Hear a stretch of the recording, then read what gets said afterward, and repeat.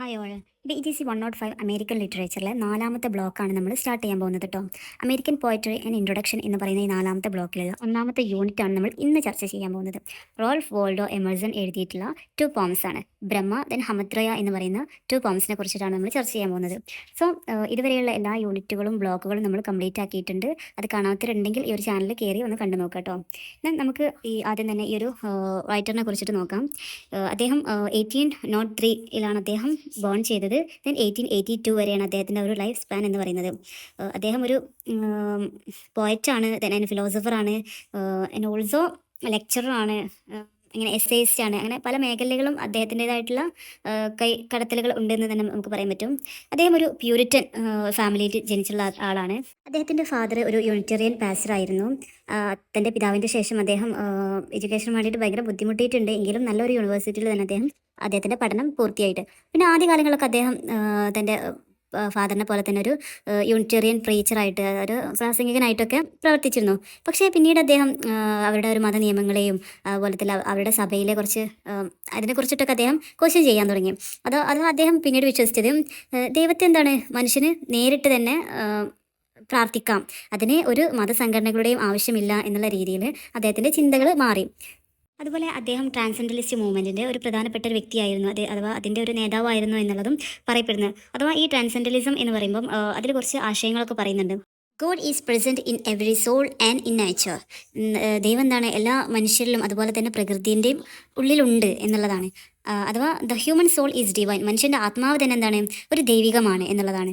Self റിലയൻസിനെ കുറിച്ചിട്ടും ഇതിൽ കൂടുതലായിട്ട് ഊന്നി പറയുന്നത്. അഥവാ നമുക്കെന്താണ്, സ്വാതന്ത്ര്യം വേണം, അഥവാ സ്വന്തത്തിലൊരു വിശ്വാസം വേണം. അഥവാ ഇത് രണ്ടുമാണ് മനുഷ്യൻ്റെ ജീവിതത്തിൽ ഏറ്റവും പ്രധാനപ്പെട്ട ഘടകം എന്നാണ് അവർ വാദിക്കുന്നത്. അതുപോലെ തന്നെ എന്താണ്, നമ്മൾ ഈ നേച്ചർ എന്ന് പറഞ്ഞാൽ ഒരു നമ്മുടെ ദൈവത്തിൻ്റെ ഒരു പ്രതിഫലനമായിട്ട് പറയുന്നത്. അഥവാ പ്രകൃതിയെ കാണുന്നത് പോലും ഒരു ദൈവത്തെ കാണുന്നതിന് തുല്യമാണ് എന്നുള്ളതാണ്. നേച്ചറിന് കൂടുതലായിട്ട് ഇമ്പോർട്ടൻ്റ് കൊടുക്കുന്ന ഒരു തരത്തിലുള്ള ഒരു തീമായിരുന്നു അവർ ഉപയോഗിച്ചിരുന്നത്. അതുപോലെ തന്നെ അദ്ദേഹത്തിൻ്റെ മറ്റു കീ ഐഡിയാസ് പറയുന്നത് ഇൻഡിവിജ്വലിസത്തിനെ കുറിച്ചിട്ട് കൂടുതലായിട്ട് അദ്ദേഹം ഊന്നി പറയാറുണ്ട്. അത് ഓരോ വ്യക്തിക്ക് എന്താണ്, സ്വതന്ത്രമായിട്ട് ചിന്തിക്കാനുള്ള അവകാശവും ധൈര്യവും ഉണ്ട് എന്നുള്ളതാണ് അദ്ദേഹം ഇൻഡിവിജ്വലിസത്തിൽ കാര്യമായിട്ട് പറയുന്നത്. അതുപോലെ നേച്ചർ, ഞാൻ നേരത്തെ പറഞ്ഞല്ലോ, എന്താണ് ദൈവം എന്താണ് നേച്ചറിൽ എപ്പോഴും ഉണ്ട് എന്നുള്ളത് അദ്ദേഹത്തിൻ്റെ എഴുത്തുകളിലൂടെ അദ്ദേഹം തുറന്നു കാണിക്കുന്നുണ്ട്. അതുപോലെ തന്നെ വേറൊരു തീമാണ് ഒപ്റ്റിമിസം എന്ന് പറയുന്നത്. അഥവാ മനുഷ്യൻ്റെ ആത്മാവിൽ പോലും എന്താണ് ഒരു ദൈവിക ശക്തി ഉണ്ട് എന്ന് അദ്ദേഹം വിശ്വസിക്കുന്നു. ദെൻ അടുത്തൊരു തീമായിട്ട് പറയുന്നത് നോൺ കൺഫോമിറ്റി. അഥവാ എന്താണ് പറയുക, സമൂഹത്തിന് എന്താണ് സ്വയം ഉണ്ടാക്കുന്ന ഓരോ കൃത്രിമമായിട്ടുള്ള നിയമങ്ങൾക്ക് എന്താണ് നമ്മൾ ഒരിക്കലും അടിമപ്പെടരുത് എന്നുള്ളതാണ്. അഥവാ അന്ധവിശ്വാസങ്ങൾക്ക് നമ്മൾ ഒരിക്കലും അടിമപ്പെടരുത് എന്നുള്ളത് അദ്ദേഹത്തിൻ്റെ വർക്കിലൂടെ അദ്ദേഹം തെളിയിച്ച് പറഞ്ഞു തന്നിട്ടുള്ളതാണ് എന്നുള്ളതാണ്. അദ്ദേഹത്തിൻ്റെ പല ചിന്തകളും പിന്നീട് എന്താണ് Henry David, Walt Whitman, then Emily Dickinson തുടങ്ങിയിട്ടുള്ള പല എഴുത്തുകാരെയും ഇൻഫ്ലുവൻസ് ചെയ്തിട്ടുണ്ട് എന്നുള്ളതാണ്. അതുപോലെ അദ്ദേഹത്തിന് എന്താണ് ഫാദർ ഓഫ് അമേരിക്കൻ ട്രാൻസെൻഡലിസം എന്നും അറിയപ്പെടുന്നുണ്ട്. അതുപോലെ അദ്ദേഹത്തിൻ്റെ ചിന്തകളിൽ പലപ്പോഴും ഹിന്ദു വേദാന്തവും അതുപോലെ തന്നെ ഉപനിഷത്തുകളുടെയും ഒക്കെ ഒരു ഇൻഫ്ലുവൻസ് ഉള്ളതായിട്ട് നമുക്ക് അദ്ദേഹത്തിൻ്റെ വർക്കിലൂടെ കാണാൻ പറ്റും. അതിൽ എക്സാമ്പിളാണ് നമുക്കിനി പഠിക്കാനുള്ള 2 പോംസ് ഒക്കെ കേട്ടോ. ബ്രഹ്മ എന്ന് പറയുന്ന ഈ ഒരു പോം 1857 എഴുതിയിട്ടുള്ളത്. അതുപോലെ തന്നെ ഇത് ഫുള്ളി ഇൻസ്പയർഡ് ആയത് നമ്മുടെ ഹിന്ദു വേദാസിൽ നിന്നും ഉപനിഷത്തിൽ നിന്നെല്ലാമാണ്. അതുപോലെ ഈ ഒരു പോയം എക്സ്പ്രസ് ചെയ്യുന്ന 2 കാര്യങ്ങൾ എന്താണ്? ഒന്നാമത്തെ കാര്യം, Emerson belief in the unity of all existence. എല്ലാത്തിലും അദ്ദേഹം വിശ്വസിക്കുന്നത് ഒരു ഏകത്വം ഉണ്ട് എന്നുള്ളതാണ്. അഥവാ മനുഷ്യനായിക്കോട്ടെ, ദൈവമായിക്കോട്ടെ, നേച്ചർ ആയിക്കോട്ടെ, ഇതെല്ലാം എല്ലാത്തിനും എന്താണ് ഒരു യൂണിറ്റി ഉണ്ട് എന്നുള്ളതാണ്. അതുപോലെ രണ്ടാമത്തെ കാര്യം, the immortality of the souls. മനുഷ്യന്മാർ മരിച്ച് മണ്ണടിഞ്ഞാലും എന്താണ് അവരുടെ സോളുകൾക്ക് ഒരിക്കലും മരണമില്ല, അതെപ്പോഴും ഇമ്മോർട്ടൽ ആയിട്ട് തന്നെ നിലനിൽക്കും എന്നുള്ളതാണ്. ഈ 2 കാര്യങ്ങളാണ് അദ്ദേഹം ത്രൂ ഔട്ട് ഈ പോയത്തിലൂടെ നമുക്ക് തരുന്ന മെസ്സേജ് എന്ന് പറയുന്നത്. സോ നമുക്ക് ഡീറ്റെയിൽ ആയിട്ട് ഈ ഒരു പോയത്തിനെ കുറിച്ചിട്ട് പറയുകയാണെങ്കിൽ, ഇത് സ്വയം ഒരു ബ്രഹ്മ എന്ന് പറയുന്നൊരു നമ്മുടെ പരമാത്മാവ് എന്നൊക്കെ പറയും. അദ്ദേഹം സ്വയം സംസാരിക്കുന്നതായിട്ടാണ് ഈ ഒരു പോയം നമുക്ക് കാണാൻ പറ്റുന്നത്. അദ്ദേഹം സംസാരിക്കുന്ന കാര്യങ്ങളെക്കുറിച്ചിട്ടാണ് ഈ ഒരു പോയം, അദ്ദേഹമാണ് ഈ ഒരു പോയം നമുക്ക് പറഞ്ഞു തരുന്നത്. പോയം സ്റ്റാർട്ട് ചെയ്യുന്നത് തന്നെ ഭഗവത്ഗീതയിലുള്ള നമ്മുടെ സോളിൻ്റെ ഒരു എറ്റേണിറ്റി എന്നുള്ള ഒരു ആശയം പറഞ്ഞുകൊണ്ടാണ് ഈ ഒരു പോയം സ്റ്റാർട്ട് ചെയ്യുന്നത്. ഒരു കൊലയാളി താൻ ഒരാളെ കൊന്നു എന്ന് വിശ്വസിച്ചാലും, അല്ലെങ്കിൽ കൊല്ലപ്പെട്ട ആൾ ഞാൻ മരിച്ചു എന്ന് വിശ്വസിച്ചാലും അതൊന്നും ഒരിക്കലും നടക്കുന്നില്ല. കാരണം എന്താണ്, ശരീരം മരിച്ചു പോയാലും ഒരിക്കലും ആത്മാവ് മരിക്കുന്നില്ല. ഒരാളെ ജനിപ്പിക്കാനോ അല്ലെങ്കിൽ ഒരാളെ മരിപ്പിക്കാനോ ആർക്ക് കഴിയില്ല, മനുഷ്യന്മാർക്ക് കഴിയില്ല. അതൊക്കെ ആരെടുത്താണ്? നമ്മുടെ പരമാത്മാവിന് മാത്രമേ അതിന് കഴിയൂ എന്നുള്ള കാര്യം പറഞ്ഞുകൊണ്ട് ജീവനെ നശിപ്പിക്കാനോ അല്ലെങ്കിൽ സൃഷ്ടിക്കാനോ ഒന്നും ആർക്കും കഴിയൂല. അല്ലെങ്കിൽ അതിനെ പുനർജനിപ്പിക്കാനോ അതിനെ രൂപാന്തരപ്പെടുത്താനോ ഒക്കെ ചെയ്യാൻ ആരാളുള്ളത്? ബ്രഹ്മാവ് മാത്രമേ ഉള്ളൂ എന്നാണ് പറയുന്നത്. ഈ ഒരു കാര്യം നമ്മുടെ ഭഗവത്ഗീതയിൽ നിന്ന് ആ ഒരു ആശയമാണ് ഇവിടെ പറഞ്ഞു തരുന്നത്. ഇതാണ് ഫസ്റ്റ് സ്റ്റാൻസയിൽ പറയുന്നത്. രണ്ടാമത്തെ സ്റ്റാൻസയിൽ പറയുന്നത് all opposites are one to him. എല്ലാ വ്യത്യസ്ത കാര്യങ്ങളും എന്താണ്, ദ്വിസ്വഭാവങ്ങളുള്ളതൊക്കെ എന്താണ്, അദ്ദേഹത്തിന് ഒന്ന് തന്നെയാണ് എന്നുള്ളതാണ്, അഥവാ ഒരുപോലെയാണ് എന്നുള്ളതാണ്. അദ്ദേഹം പറയുന്നത് എന്താണ്, ഇനി ഒരു ദൂരം ആയാലും അല്ലെങ്കിൽ എടുത്തുള്ളതായാലും അല്ലെങ്കിൽ മറന്നുപോയതായാലും എല്ലാം എന്താണ്, അദ്ദേഹത്തിന് ഒരുപോലെയാണ്. നമ്മുടെ വെളിച്ചവും അല്ലെങ്കിൽ ഇരുട്ടും തണലും അല്ലെങ്കിൽ സൂര്യപ്രകാശവും ഒക്കെ അദ്ദേഹത്തിന് ഒരുപോലെയാണ്. മറഞ്ഞു പോയിട്ടുള്ള ഗോഡാണെങ്കിലും മുന്നിലുള്ള ഗോഡുകളാണെങ്കിലും ഇനി അപമാനമായിക്കോട്ടെ അഭിമാനമായിക്കോട്ടെ എല്ലാം അദ്ദേഹത്തിന് ഒന്ന് തന്നെയാണ് എന്നാണ് അദ്ദേഹം പറയുന്നത്. അഥവാ ഈ പ്രപഞ്ചത്തിലുള്ള എല്ലാ വിപരീതങ്ങളും, അല്ല നല്ലതായിക്കോട്ടെ ചീത്തയായിക്കോട്ടെ, ദൂരമുള്ളതായിക്കോട്ടെ അടുപ്പുള്ളതായിക്കോട്ടെ, ഇരുട്ടായിക്കോട്ടെ വെളിച്ചായിക്കോട്ടെ, എല്ലാം എന്താണ് നമ്മുടെ ബ്രഹ്മാവിൽ ലയിച്ചെന്താണ് ഒരവസ്ഥയായിട്ട് മാറുന്നു. ഇവിടെ ഇങ്ങനെ ഡുവാലിറ്റിക്കൊന്നും ഒരു സ്ഥാനവും ഇല്ല എന്നുള്ളതാണ് അദ്ദേഹം പറയുന്നത്. എല്ലാം അദ്ദേഹത്തിന് എന്താണ്, ഒരുപോലെയാണ് എന്നാണ് അദ്ദേഹം പറയുന്നത്. അടുത്ത സ്റ്റാൻസയിൽ അദ്ദേഹം പറയുന്നത് നമ്മുടെ എല്ലാ കാര്യങ്ങളും എന്താണ്, നമ്മുടെ ബ്രഹ്മാവിൻ്റെ ഒരു സാന്നിധ്യം ഉണ്ട് എന്നുള്ളതാണ്. അഥവാ ആരെങ്കിലും ആ ബ്രഹ്മാവിനെ ഒഴിവാക്കാൻ ഉദ്ദേശിച്ചിട്ടുണ്ടെങ്കിൽ എന്താണ്, ആ കണക്കുകൂട്ടൽ തന്നെ തെറ്റാണ്. അഥവാ ഓല് എന്നിൽ നിന്ന് ഓടി അകലാൻ ശ്രമിച്ചാലും ഞാൻ തന്നെയാണ്, അവർ ഓടി അകലാൻ ശ്രമിക്കുമ്പോൾ അവരുടെ ചിറകുകൾ ഞാൻ തന്നെയാണ് എന്നാണ് അദ്ദേഹം പറയുന്നത്. അഥവാ സംശയിക്കുന്നവനും ആ സംശയവും എല്ലാം ഞാൻ തന്നെയാണ് എന്നാണ് പറയുന്നത്. ചുരുക്കി പറയുകയാണെങ്കിൽ എന്താണ്, ബ്രഹ്മം എന്താണ്, സർവ്വ വ്യാപിയാണ്, യൂണിവേഴ്സലാണ്. സോ എന്താണ്, ആര് അദ്ദേഹത്തിൽ നിന്ന് രക്ഷപ്പെടാൻ ശ്രമിച്ചാലും ആ ശ്രമം പോലും അദ്ദേഹത്തിൻ്റെ ശക്തി കൊണ്ടിട്ടാണ് ഉണ്ടാവുന്നത്. ചിന്തിക്കുന്നവൻ്റെ ചിന്തയും അതുപോലെ തന്നെ ഒരു ഭക്തൻ്റെ ഒരു ആരാധനയും എല്ലാം ബ്രഹ്മൻ തന്നെയാണ് എന്നുള്ളതാണ് അദ്ദേഹം പറയുന്നത്. അതായത് ഒരു ബിലീവർ ആയിക്കോട്ടെ അല്ലെങ്കിൽ അൺബിലീവർ ആയിക്കോട്ടെ, വിശ്വാസി ആയിക്കോട്ടെ അല്ലെങ്കിൽ അവിശ്വാസി ആയിക്കോട്ടെ, രണ്ട് പേരിലും ബ്രഹ്മാവ് നിലകൊള്ളുന്നുണ്ട് എന്നാണ് പറയുന്നത്. അതുപോലെ അവസാനത്തെ സ്റ്റാൻസയിൽ അദ്ദേഹം എന്താണ്, മോക്ഷത്തിനായിട്ടുള്ളൊരു വഴി പറഞ്ഞിട്ടുണ്ട്.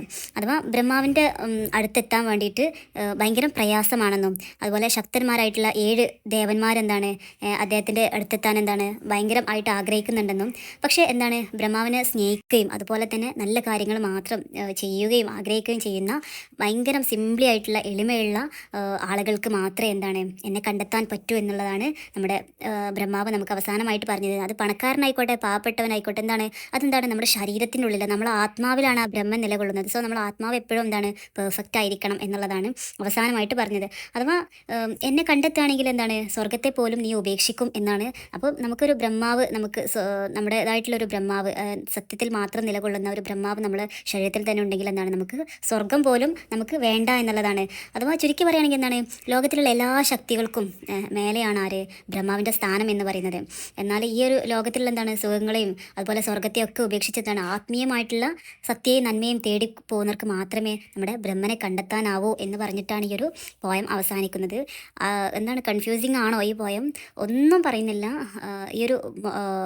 അഥവാ ഈ ഒരു നമ്മുടെ ബ്രഹ്മനിലേക്ക് എത്താനുള്ള ഒരു സാധ്യതയാണ് അവസാനം പറഞ്ഞെന്താണ്, ഒരുപാട് പണങ്ങളുണ്ടായിട്ടോ അല്ലെങ്കിൽ എല്ലാ സുഖങ്ങൾ ഉണ്ടായിട്ടോ ഒന്നും കാര്യമില്ല. എന്താണ്, ശരിക്കും നമ്മൾ ആത്മാവിലൂടെയുള്ള ആ ഒരു നന്മ ആണ് അദ്ദേഹം ആഗ്രഹിക്കുന്നത്. എല്ലാവർക്കും നല്ലത് ചെയ്ത് ജീവിക്കുന്ന ഒരു ആത്മാവിന് എന്താണ്, ആരുടെ അടുത്തെത്താനാവും, ബ്രഹ്മാവിൻ്റെ അടുത്തെത്താനാവും എന്ന് പറഞ്ഞിട്ടാണ് ഈ ഒരു പോയം അവസാനിക്കുന്നത്. അഥവാ നമ്മുടെ ബ്രഹ്മം മാത്രമാണ് സത്യം, മറ്റെല്ലാം എന്താണ്, വെറും മായയാണ്, ഫേക്കാണ്. നമ്മുടെ ഓരോ വ്യക്തികളുടെ ഉള്ളിലുള്ള ആത്മാവ് എന്താണ്, ശരിക്കും നമ്മുടെ ബ്രഹ്മൻ്റെ അഥവാ പരമാത്മാവിൽ നിന്നൊരിക്കലും വ്യത്യസ്തരല്ല. രണ്ടും ഒരുപോലെ തന്നെയാണ്. എന്താണ്, സൃഷ്ടിക്കുന്നത് ആരാണ്, നമ്മൾ ആത്മാവിനെ അത്രയും പരിശുദ്ധിയിൽ ആഴ്ത്തുമ്പോഴാണ് ശരിക്കും നമ്മൾ എന്താണെന്നത്, ഒരു പരമാത്മാവാവുന്നത് എന്നുള്ള മെസ്സേജാണ് അവസാനം പറഞ്ഞെത്തുന്നത്. ഇതിൻ്റെ കുറച്ച് സെൻട്രൽ ഐഡിയാസ് മാത്രം പറഞ്ഞ് നമുക്ക് ഈ ഒരു പോയം അവസാനിപ്പിക്കാം കേട്ടോ. ഞാൻ പറയുന്നത് നോട്ട് എഴുതി വെച്ചാൽ നിങ്ങൾക്ക് മേ ബി ഉപകാരപ്പെട്ടേക്കാം. അതിലൊന്നാമത്തെ കാര്യം, യൂണിറ്റി ഓഫ് ഓൾ ബീയിങ്സ്. ഞാൻ ആദ്യം പറഞ്ഞല്ലോ, എല്ലാത്തിലുമുള്ളൊരു ഏകത്വം, മനുഷ്യനും ദൈവവും അതുപോലെ ഈ നേച്ചറും എല്ലാത്തിലുമുള്ളൊരു ഏകത്വത്തിനെ കുറിച്ചിട്ട് പറയുന്നുണ്ട്. ദെൻ ഇല്യൂഷൻ ഓഫ് ഓപ്പോസിറ്റ്സ്, ആ ഒരു വിപരീതത്തിലുള്ളൊരു ഏകത്വം. എന്താണ്, ദൈവത്തിന് എന്താണ്, രണ്ടും ഒരുപോലെയാണ്. കയ്പായിക്കോട്ടെ മധുരമായിക്കോട്ടെ, അടുത്തായിക്കോട്ടെ ദൂരമായിക്കോട്ടെ, ഇരുട്ടായിക്കോട്ടെ വെളിച്ചമായിക്കോട്ടെ, എല്ലാം ഒരുപോലെയാണ് എന്നുള്ളതാണ്. പിന്നെ മൂന്നാമത്തെ കാര്യം പറയുന്നത് ഇമ്മോർട്ടാലിറ്റി ഓഫ് ദ സോൾ. എന്താണ്, ആത്മാവ് ഒരിക്കലും മരിക്കുന്നില്ല എന്നുള്ള കാര്യം. Then omnipresence of God. എന്താണ്, ഗോഡ് എന്താണ്, ഈ ഒരു ഭൂമിയിലുള്ള എല്ലാത്തിലും എന്താണ്, ഒരു ഗോഡിൻ്റെ ഒരു പ്രസൻസ് ഉണ്ട്. എല്ലാ മനുഷ്യരിലും, ബിലീവർ ആയിക്കോട്ടെ അൺബിലീവർ ആയിക്കോട്ടെ, എല്ലാവരിലും ഒരു ഗോഡിൻ്റെ ഒരു സാന്നിധ്യമുണ്ട്. അതുപോലെ സ്പിരിച്വൽ റിയലൈസേഷൻ, അവസാനം എന്താണ്, തൻ്റെ ആ ഒരു സാൽവേഷന്, ആ ഒരു മോക്ഷത്തിന് എന്താണ്, നമ്മുടെ ആത്മാവിനെ തന്നെ ശുദ്ധീകരിക്കുക എന്നുള്ളത് മാത്രമാണ് നമ്മുടെ പരമാത്മാവിലേക്ക് എത്താനുള്ള വഴി എന്ന് പറഞ്ഞിട്ട് അവസാനിക്കുന്ന ഒരു സ്പിരിച്വൽ റിയലൈസേഷൻ. അതാണ് ഇതിൻ്റെ ഒരു സെൻട്രൽ ഐഡിയാസ്, ഈ പോയത്തിൻ്റെ സെൻട്രൽ ഐഡിയാസ് കാര്യമായിട്ട് വരുന്നത്. അതുപോലെ മറ്റൊരു കാര്യം പറയുന്നത്, it is A fusion of eastern and western thought. നമ്മുടെ ഈ ഒരു ഇന്ത്യക്കാരുടെയും അതുപോലെ തന്നെ അവിടെയുള്ള ഒരു മിക്സ് ആയിട്ടുള്ള ഒരു തോട്ടാണ് ഈ ഒരു പോയം എന്നാണ് പറയുന്നത്. അഥവാ ഇതൊരു സ്പിരിച്വൽ ട്രൂത്ത് ഓഫ് ഗോഡിനെ കുറിച്ചിട്ടൊരു സ്പിരിച്വൽ ട്രൂത്താണിത് ഈ ഒരു പോയം എക്സ്പ്രസ് ചെയ്യുന്നത്. അതുപോലെ നമ്മുടെ ജീവിതമായിക്കോട്ടെ മരണമായിക്കോട്ടെ എല്ലാം എന്താണ് നമ്മുടെ എറ്റേണൽ സൈക്കിളിൻ്റെ ജസ്റ്റ് പാർട്സ് മാത്രമാണ്. എറ്റേണായിട്ടുള്ള ലൈഫ് നമുക്ക് ഇനിയുണ്ട്. സോ അതിൻ്റെ ജസ്റ്റ് പാർട്സ് മാത്രമാണ് ലൈഫും അതുപോലെ തന്നെ ഡെത്തും എല്ലാം എന്നുള്ളത് ആണ് അവസാനമായിട്ട് ഇതിനെക്കുറിച്ചിട്ട് പറയാനുള്ളത്. അപ്പോൾ ഇത്രയൊക്കെ ആയിട്ട് ഈ ഒരു പോയത്തിൽ നിങ്ങൾ മനസ്സിലാക്കി വെക്കുക. ഒന്നുമില്ല, ഭയങ്കര സിമ്പിളായിട്ടുള്ള പോയാണ്. നമുക്ക് ഒരുപാട് ഇതിനെക്കുറിച്ചിട്ട് നമുക്ക് എഴുതാനാണെങ്കിൽ ഒരുപാട് എഴുതാൻ പറ്റുന്ന ഒരു പോയാണ്. സോ നമുക്ക് ഇനി രണ്ടാമത്തെ പോയായിട്ടുള്ള ഹമാത്രയ എന്ന് പറയുന്ന ഒരു പോയത്തിലേക്ക് പോകാം. ഇത് വളരെ സിമ്പിളായിട്ടുള്ള ഒരു പോയാണ്. നിങ്ങൾക്ക് ഇതിൻ്റെ തീം മനസ്സിലാക്കി വെച്ചാൽ ഒരിക്കലും മറന്നു പോവില്ല. അത്രയും സിമ്പിളായിട്ടുള്ള കാര്യമാണ്. ബട്ട് ആയത്തിലുള്ള മെസ്സേജുകൾ ഇത് കൈമാറുന്നുണ്ട് എന്നുള്ളതാണ്. ദെൻ ഹമാത്രയ എന്ന് പറയുന്ന ഒരു പോയം 1846 തന്നെയാണ് ഇത് ഓൾസോ എഴുതിയിട്ടുള്ളത്. അതുപോലെ ഓൾസോ ഇൻസ്പയർഡ് ഫ്രം ദ വേദാസിൽ ഇൻസ്പയർഡ് ആയിട്ടാണ് ഈ ഒരു പോയം എഴുതിയിട്ടുള്ളത്. അതുപോലെ ഇതിൽ പറയുന്നത് ഹ്യൂമൻസിൻ്റെയും അതുപോലെ തന്നെ എർത്തിൻ്റെയും തമ്മിലുള്ള റിലേഷൻഷിപ്പിനെ കുറിച്ചിട്ടാണ്. അദ്ദേഹം നമ്മുടെ എഴുത്തുകാരൻ എമേഴ്സൺ നമുക്ക് പറഞ്ഞു തരുന്നത് എന്താണ്, മനുഷ്യന്മാരുടെ അഹങ്കാരം, അവരാണ് ഈ ഭൂമിയുടെ അവകാശി എന്നുള്ള രീതിയിലുള്ള അവരുടെ അഹങ്കാരത്തിനെ കുറിച്ചിട്ട് നമുക്ക് ഒരു സ്പിരിച്വൽ ആയിട്ടുള്ള ലെസണാണ് ഈ ഒരു പോയത്തിലൂടെ നമുക്ക് തരുന്നത്. ഈ ഒരു പോയത്തിനെ രണ്ട് ഭാഗമാക്കി തിരിച്ചിട്ട്, ഒന്ന് നമ്മുടെ ഒരു ലാൻഡ് ഓണേഴ്സ് എന്നുള്ള നിലയിൽ മനുഷ്യന്മാർ പറയുന്ന വോയിസിനെ കുറിച്ചിട്ട് പറയുന്നുണ്ട്. രണ്ടാമത്തെ കാര്യം നമ്മുടെ മനുഷ്യന്മാർ വോയിസിനുള്ള നമ്മുടെ എർത്തിൻ്റെ മറുപടിയെ കുറിച്ചിട്ടും പറയുന്നുണ്ട്. സോ നമുക്ക് ആദ്യം the voice of the land owners, ഈ ഭൂമിയുടെ അവകാശികൾ എന്ന് സ്വയം വാദിക്കുന്ന അവർ എന്തൊക്കെ പറയുന്നത് എന്നുള്ളത് നോക്കാം. ഈ പാഠത്തിൻ്റെ ആദ്യ ഭാഗത്ത് നമുക്ക് കാണാൻ പറ്റുന്ന എന്താണ്, നല്ല പ്രൈഡായിട്ടുള്ള അഹങ്കാരത്തോടെയുള്ള നമ്മുടെ മനുഷ്യന്മാരുടെ വാക്കിനെ കുറിച്ചിട്ടാണ്. അഥവാ മനുഷ്യന്മാരെന്താണ്, അമിതമായിട്ടുള്ള അഹങ്കാരികളാണ്. അവർക്കാണ് ഈ ഒരു ഭൂമിയുടെ മുഴുവൻ ഉത്തരവാദിത്തം, അല്ലെങ്കിൽ തങ്ങളേതാണ് ഭൂമി എന്നും അതുപോലെ അവർ കൈവശം വെച്ചിരിക്കുന്ന കൃഷിഭൂമിയെക്കുറിച്ചിട്ട്, അവർ സ്വന്തമായിട്ട് പടുത്തുയർത്തി എന്ന് പറയുന്ന വീടുകളെ കുറിച്ചിട്ട്, അല്ലെങ്കിൽ അതിൻ്റെ അതിരുകളെ കുറിച്ചിട്ടൊക്കെ എന്താണ് ഓരോരുത്തരും അഭിമാനിക്കുകയാണ്. ശരിക്കും എന്താണ്, ഇവരെന്താണ് ഭൂമിയെ അളക്കുക ചെയ്യുന്നുണ്ട്, അതുപോലെ അതിരുകൾ തിരിക്കുന്നുണ്ട്, ഭൂമിക്ക് എന്താണ് പേരിടുന്നുണ്ട്. പക്ഷേ ഇതെന്താണ്, ഈ ഭൂമി എന്താണ് തങ്ങളുടേതാണ് എന്നാണ് അവരുടെ വിശ്വാസം. അഥവാ തലമുറകളായിട്ട് അവർ കൈമാറ്റം ചെയ്യപ്പെടുന്നതാണെന്നുള്ളതാണ് അവരുടെ വിശ്വാസം. ശരിക്കും എന്താണ്, നമ്മുടേതാണ് ഈ ഭൂമി, നമ്മളാണ് ഇതിൻ്റെ ഉടമകൾ, നമ്മളാണ് ഈ രാജ്യത്തിൻ്റെ മണ്ണ് കൈയാളുന്നത് എന്നൊക്കെയുള്ളൊരു ഭാവമാണ് മനുഷ്യന് എന്നുള്ളതാണ് നമ്മുടെ കവി ഇവിടെ പറയുന്നത്. അഥവാ നമ്മൾ ഇപ്പോൾ ഇതിൽ പറയുന്നുണ്ട്, ഓരോ പേരുകൾ പറയുന്നുണ്ട്, ഷാരോൺ, അതുപോലെ തന്നെ പീറ്റർ, പോൾ, ജെയിംസ്, ഇങ്ങനത്തെ ഓരോരുത്തരും എന്താണ് അഹങ്കാരത്തോട് പറയുകയാണ് എന്താണ്, അവരുടേതാണ് ഈ ഒരു ഭൂമി, അവരാണ് ഇതിനൊക്കെ ബൗണ്ടറി തിരിച്ചിട്ടുള്ളത്. സോ അവർക്കുള്ളതാണ് ഈ ഒരു ഭൂമി, എല്ലാം ചെയ്യാൻ കഴിയുന്നത് അവർക്ക് മാത്രമാണ് എന്നൊക്കെ രീതിയിൽ ഭയങ്കര അഹങ്കാരത്തോടെ സംസാരിക്കുന്ന മനുഷ്യരെ കുറിച്ചിട്ടാണ് ഈ ഒരു പോയത്തിൻ്റെ ആദ്യ ഭാഗത്ത് പറയുന്നത്. ഇതേ നമുക്ക് ഇനി നോക്കാനുള്ളത്, ഇതിനൊക്കെയുള്ള നമ്മുടെ ഭൂമിക്കൊരു മറുപടി ഉണ്ട് ഇതിലൊക്കെ, അതാണ് നമുക്ക് ഇനി അടുത്ത് നോക്കാനുള്ളത്. ഭൂമി സംസാരിക്കുന്ന, നമ്മുടെ എർത്ത് സംസാരിക്കുന്ന ഈ ഭാഗമാണ് ശരിക്കും ഈ ഒരു പോയത്തിൻ്റെ കോർ ഭാഗം എന്ന് പറയുന്നത്. നമ്മുടെ ഭൂമി എന്താണ് പറയുന്നത്, ഭൂമി എന്താണ് ശരിക്കും, ഭൂമിക്ക് ചിരിയാണ് വരുന്നത്. മനുഷ്യന്മാരെന്താണ് അവരുടെ ഈ ഒരു ഉടമസ്ഥാവകാശത്തിൻ്റെ കണക്കൊക്കെ കേട്ടെന്താണ് ഭൂമിക്ക് ചിരി വരികയാണ്. മനുഷ്യന്മാരെന്താണ് ഭൂമിക്ക് പേരിടുകയും അളക്കുകയൊക്കെ ചെയ്യുന്ന യഥാർത്ഥ ഉടമ ശരിക്കും ആരാണ്, ഈ ഭൂമിയുടെ യഥാർത്ഥ ഉടമ ആരാണ്, ഭൂമി തന്നെയാണെന്നുള്ളതാണ് നമ്മുടെ ഭൂമി പറയുന്നത്. അഥവാ തലമുറകളായിട്ട് മനുഷ്യന്മാർ കൈമാറ്റം ചെയ്യപ്പെട്ടു വന്ന അവിടെ ഈ ഭൂമി എന്ന് പറയുന്ന ഈ ഭൂമി എല്ലാം എന്താണ് അവർ സ്വന്തമാക്കി എന്ന് അവകാശപ്പെടുമ്പോഴെന്താണ്, അവർ മരിച്ച് മണ്ണടിഞ്ഞു പോയാലും തന്നിലേക്ക് തന്നെയാണ് അവർ അലിഞ്ഞു ചേരുന്നത് എന്നാണ് നമ്മുടെ ഭൂമി പറയുന്നത്. ശരിയാണ്, ഒരു മനുഷ്യന് മരിച്ചു കഴിഞ്ഞാൽ എവിടെയാണ്, മണ്ണിലേക്ക് തന്നെയാണ് അവരെ അയക്കുന്നത്. സോ ആ ഒരു ഭൂമിയിലേക്ക് തന്നെയാണ് അവരും ലയിച്ചു ചേരുന്നത്. പിന്നെ ഈ മണ്ണിന് അവകാശി താനാണെന്ന് പറയാൻ ഏത് മനുഷ്യന്മാർക്കാണ് അവകാശം ഉള്ളത് എന്നുള്ളതാണ് നമ്മുടെ ഭൂമി ചോദിക്കുന്നത്. ഭൂമിക്ക് മനുഷ്യൻ്റെ ജനനത്തിലായിക്കോട്ടെ മരണത്തിലായിക്കോട്ടെ ഒരു വികാരവും നമ്മുടെ ഭൂമിക്കില്ല. ശരിക്കും തൻ്റെ മക്കളാണെന്ന്, മനുഷ്യന്മാരെന്നെല്ലാം ഭൂമിയുടെ മക്കളാണെന്ന് പറയുമ്പോഴും തന്നെ എന്താണ് കഷ്ണങ്ങളാക്കി മുറിച്ച് വിഭജിച്ചതിനെ കുറിച്ചിട്ടൊക്കെ എന്താണ് ഭയങ്കര വേദനയോടെയാണ് ഭൂമി പറയുന്നത്. അഥവാ അങ്ങനെയൊക്കെയാണെങ്കിലും അവർ മരിച്ച് തന്നിലെ തന്നെയാണ് ലയിച്ച് ചേരുന്നത് എന്ന് ഭൂമി ഭയങ്കര വേദനാജനകമായിട്ട് നമ്മോട് പറയാണ്. അഥവാ ആളുകൾ കുഴിച്ച കല്ലുകളായിക്കോട്ടെ, കൈവശം വെച്ച പാടങ്ങൾ, മുറിച്ച മരങ്ങൾ ഒക്കെ എന്താണ് ഒടുവിൽ നമ്മുടെ ഭൂമിയിലേക്ക് തന്നെ തിരിച്ചെത്തി വരുന്നു എന്നുള്ളതാണ്. മനുഷ്യൻ എത്ര കാലം ജീവിച്ചാലും അവൻ്റെ ശരീരം അവസാനം എന്താണ് മണ്ണായിട്ട് മാറുന്നു. ആ മണ്ണിനെ പിന്നെന്താണ് ഈ ഒരു ഭൂമിയുമായിട്ട് തന്നെ ലയിച്ച് ചേരുന്നത് എന്നുള്ള യാഥാർത്ഥ്യം നമ്മുടെ ഭൂമി നമുക്ക് പറഞ്ഞു തരികയാണ് ഈ ഒരു കവിതയിലൂടെ ചെയ്യുന്നത്. ഹമാത്രയ എന്ന് പറഞ്ഞ ഈ ഒരു കവിത അദ്ദേഹത്തിൻ്റെ എന്താണ് ട്രാൻസെൻഡന്റലിസ്റ്റ് ആ ഒരു ചിന്തയാണെന്ത് പ്രതിഫലിപ്പിച്ച് തരുന്നത്. നമ്മൾ ഇതിനെക്കുറിച്ചിട്ട് ഇതിനു മുമ്പ് പറഞ്ഞിട്ടുണ്ട്. ആ ഒരു ചിന്തയിലൂടെ ഉള്ള ഒരു കവിതയാണ് ഈ ഒരു കവിത എന്ന് പറയുന്നത്. അഥവാ പ്രകൃതിയാണ് ശരിക്കുമുള്ള സത്യം എന്ന് പറയുന്നത്.